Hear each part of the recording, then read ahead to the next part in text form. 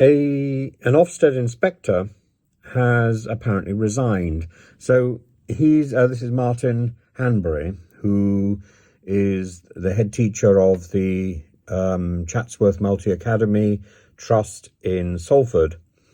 And he's taken the advice of the NEU, who encourage heads not to serve as inspectors. The Head Teachers Association has said that head teachers can't refuse to let inspectors into the school, to let Ofsted inspectors into the school, but they can start to refuse to play the role of inspectors. And if enough head teachers stopped being inspectors, then the whole system would dry up.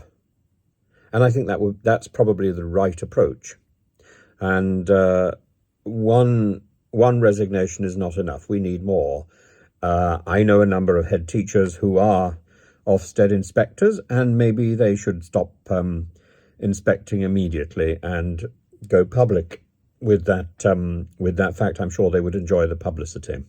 But it's really important. And the programme on Radio 4, which announced Dr. Martin's resignation, also pointed out that one of the problems with Ofsted is that it isn't helping schools which need to improve. It's simply admonishing them and making people feel ill. They asked, with 33 inspections behind you, do you feel bad about making people feel ill because of those inspections? Yes, says Dr. Martin.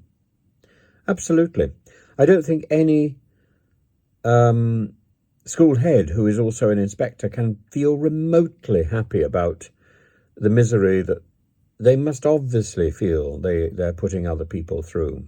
And they know how stressful it is when they themselves are being inspected. I don't understand how somebody can do this to another person. They know what it's like.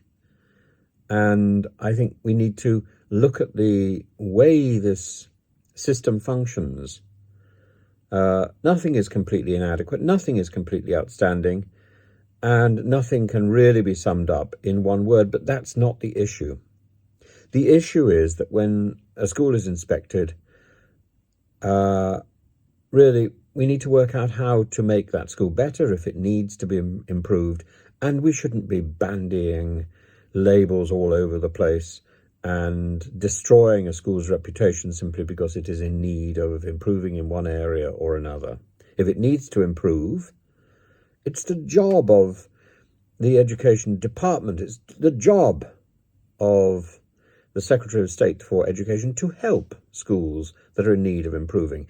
It's the job of schools that are good to foster relationships with schools that need help. This happens anyway. This is part of the Ofsted process. So we need to keep the good bits and simply jettison the rubbish. And the rubbish is this sort of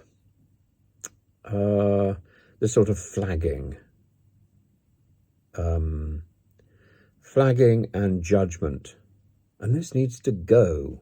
This doesn't do any good at all.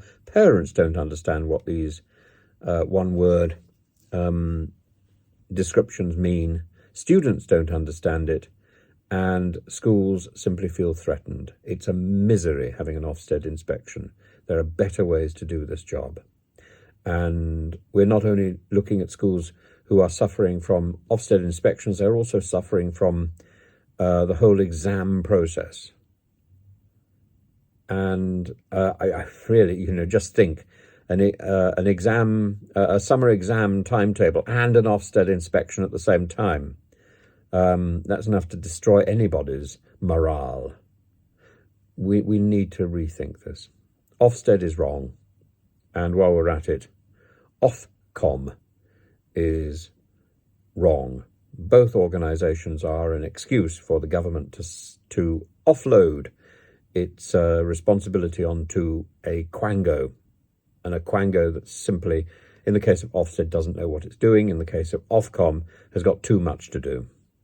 Come on. It's time for the government to actually do its job.